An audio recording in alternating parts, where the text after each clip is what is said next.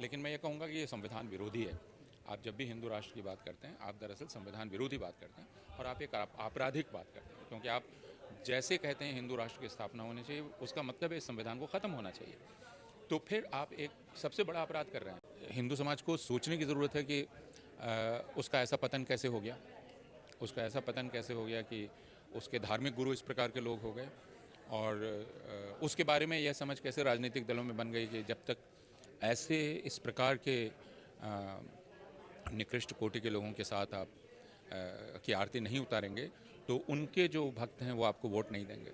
यह तो हिंदू समाज के लिए बहुत गहरी आत्मसमीक्षा का विषय है।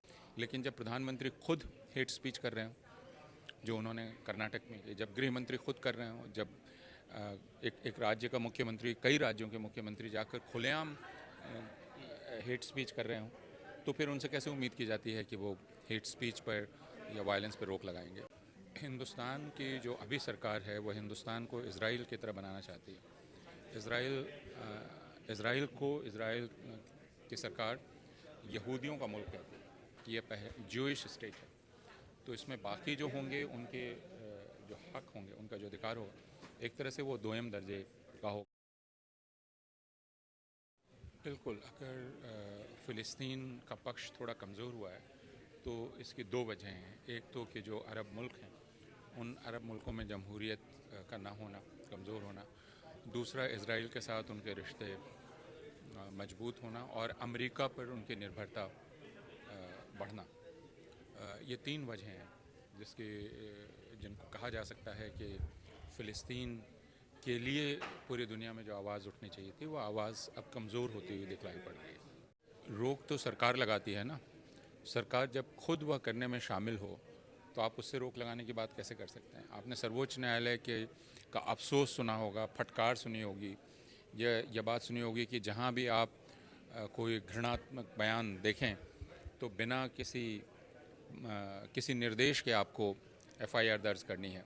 लेकिन जब प्रधानमंत्री खुद हेट स्पीच कर रहे हो, जो उन्होंने कर्नाटक में की, जब गृह मंत्री खुद कर रहे हो, जब एक राज्य का मुख्यमंत्री, कई राज्यों के मुख्यमंत्री जाकर खुलेआम हेट स्पीच कर रहे हो, तो फिर उनसे कैसे उम्मीद की जाती है कि वो हेट स्पीच पर या वायलेंस पर रोक लगाएंगे। हेट स्पीच के बावजूद नतीजा उस तरह से नहीं आया जैसा चाहते थे, तो क्या कुछ बदलाव होगा आइडियोलॉजी में? ये कर्नाटक में कई कारणों से हुआ। इस बात को लोगों ने नोट किया है कि 36% जो उनका आधार था वो बना हुआ है। लेकिन यह भी नहीं कहा जा सकता कि जो आधार था उनमें से कई लोगों ने इरादा नहीं बदला होगा। कई कारणों से हुआ, लेकिन इस सबसे बड़ा कारण था वहाँ विपक्ष का यकीन के साथ लड़ना और विचार के स्तर पर भी समझौता नहीं करना।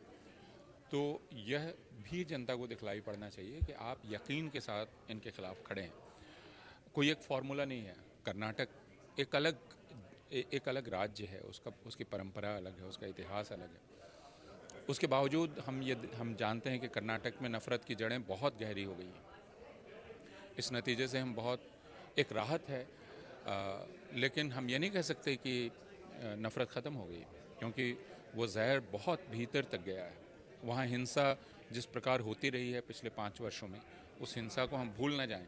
इस नतीजे के आखिर उस हिंसा में लोग शामिल रहे हैं, उस हिंसा का समर्थन करने वाले लोग वहाँ रहे। तो क्या उम्मीद की जा सकती है कांग्रेस से कि उस पर लगाम लगाएगी जिस तरह से वादा किया गया? देखिए, अब एक ही मांग हिंदुस्तान में की जा सकती है, मुसलमानों की ओर से, ईसाइयों की ओर से, कुछ हद तक दलितों की ओर से भी, कि हिंदुस्तान में कानून का राज कायम होना चाहिए।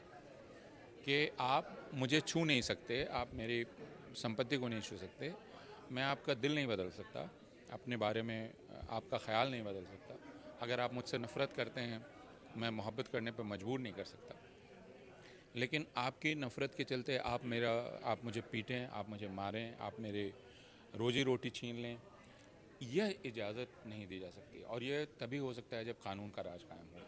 कानून किसी का दिल नहीं बदलता है, कानून लोगों को अपने हद में रहने को मजबूर करता है। और कानून के राज का मतलब है कि भारतीय संविधान की जो आत्मा है उसके अनुसार कानून बने। वे कानून नहीं जो कर्नाटक ने बनाए हैं, फ्रीडम ऑफ रिलीजन या हिजाब को लेकर, उन सारे कानूनों को बदलना पड़ेगा और संविधान के अनुसार करना पड़ेगा। सर, हिंदू राष्ट्र के पक्षधर देव शास्त्री जो है बिहार में सभा का आयोजन कर रहे हैं जिसमें उनकी आरती उतारी जा रही है, और सरकार से जुड़े हुए लोग हैं, सांसद हैं, जो नेता हैं, वो ऐसा काम कर रहे हैं, किस तरह से देखते हैं इसको? मैं ये मानता हूँ कि हिंदू धर्म मानने वाले लोगों में एक बड़े हिस्से का विकृतीकरण हुआ है ना। और यह उस विकृति का एक उदाहरण है। जिन बाबा का आप नाम ले रहे हैं, जिनके चारों तरफ लोग घूम रहे हैं, इसका मतलब ये भी है कि हिंदू समाज को लेकर अब एक ख़ास ख्याल राजनीतिक वर्ग में बन रहा है कि हिंदू समाज के लिए हिंदू धर्म के नेता यही लोग हैं। तो अब हिंदू धर्म जो ग्रहण किया जा रहा है वो इन बाबाओं के ज़रिए ग्रहण किया जा रहा है और इनकी पकड़ मतदाताओं पर है। हिंदू समाज को सोचने की ज़रूरत है कि उसका ऐसा पतन कैसे हो गया, उसका ऐसा पतन कैसे हो गया कि उसके धार्मिक गुरु इस प्रकार के लोग हो गए। और उसके बारे में यह समझ कैसे राजनीतिक दलों में बन गई कि जब तक ऐसे इस प्रकार के निकृष्ट कोटि के लोगों के साथ आप की आरती नहीं उतारेंगे तो उनके जो भक्त हैं वो आपको वोट नहीं देंगे। ये तो हिंदू समाज के लिए बहुत गहरी आत्मसमीक्षा का विषय है। देश में हिंदू राष्ट्र की बात करना हालांकि संविधान के खिलाफ है। अगर कोई इस्लामिक राष्ट्र की बात नहीं भी करता तो उसके ऊपर आरोप लगा करके पूरी संस्था को बैन कर दिया जाता है। लेकिन कोई खुला बोलता है, कोई एक्शन नहीं। तो क्या ये पूरी तरह से देशद्रोह नहीं है? बिल्कुल, मैं राजद्रोह जैसे शब्द का इस्तेमाल नहीं करूंगा क्योंकि मैं उस कानून के खिलाफ हूँ। लेकिन मैं ये कहूँगा कि ये संविधान विरोधी है। आप जब भी हिंदू राष्ट्र की बात करते हैं आप दरअसल संविधान विरोधी बात करते हैं और आप एक आपराधिक बात करते हैं, क्योंकि आप जैसे कहते हैं हिंदू राष्ट्र की स्थापना होनी चाहिए, उसका मतलब है इस संविधान को ख़त्म होना चाहिए। तो फिर आप एक सबसे बड़ा अपराध कर रहे हैं, इस मुल्क को ख़त्म करने का अपराध, इसकी बुनियाद को ख़त्म करने का अपराध, और इसकी इजाज़त नहीं दी जा सकती, नहीं दी जानी चाहिए।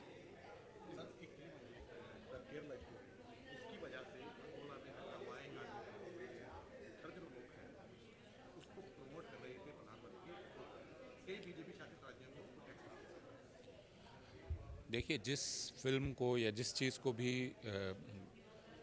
प्रधानमंत्री प्रमोट करें या इस तरह के लोग प्रमोट करें, ये मानना चाहिए कि वो नफ़रत फैलाने वाली चीज़ है, इसलिए उसको ऐसे लोग प्रमोट कर रहे हैं। केरला स्टोरी एक स्पष्ट रूप से फिल्म की ज़ुबान में हेट स्पीच है। इस बात को हम सब लोगों को समझना बहुत ज़रूरी है। वह कोई आर्ट वर्क नहीं है, वह कोई कलाकृति नहीं है, वह हेट स्पीच है जिसने बाना पहना हुआ है फिल्म का। और वह हेट स्पीच लोग कह रहे हैं कि आपको ना देखना है ना देखें, मुसलमानों को ना देखना है ना देखें। सवाल इसका नहीं है। मुसलमानों के लिए ख़तरे की बात यह है कि उसको हिंदू देख रहे हैं और उस फिल्म के ज़रिए मुसलमानों के बारे में जो उनकी राय बन रही है वह एक बहुत ख़तरनाक, यानी वह फिल्म मुसलमानों को लगातार असुरक्षित कर रही है। ये इस बात को लोगों को समझना बहुत ज़रूरी है। सवाल उस फिल्म के मुसलमानों के देखने नहीं देखने का नहीं है, उस फिल्म के हिंदुओं के देखने का है, जिससे उनके मन में मुसलमानों के ख़िलाफ़ नफ़रत और बढ़ती है और इसके चलते उनके ख़िलाफ़ हिंसा को वो उचित समझते हैं। हिंदुस्तान की जो अभी सरकार है वह हिंदुस्तान को इज़राइल की तरह बनाना चाहती है।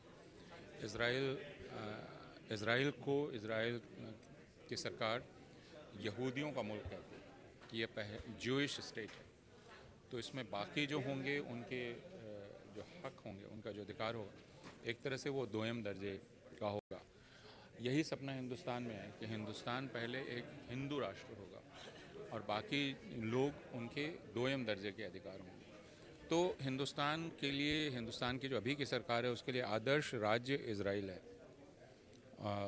और इससे बहुत हैरानी नहीं है कि इस सरकार की नीति और इस सरकार का रुख दोनों ही बदल गए। बार हिंदुत्व के जो नंबरदार हैं, जो उनका कैडर है, वो एक सवाल सोशल मीडिया पर बार उठा है कि इनका इलाज इजरायली कर सकते हैं। मैंने तो कहा कि इनका सपना इज़राइल की तरह बनने का है।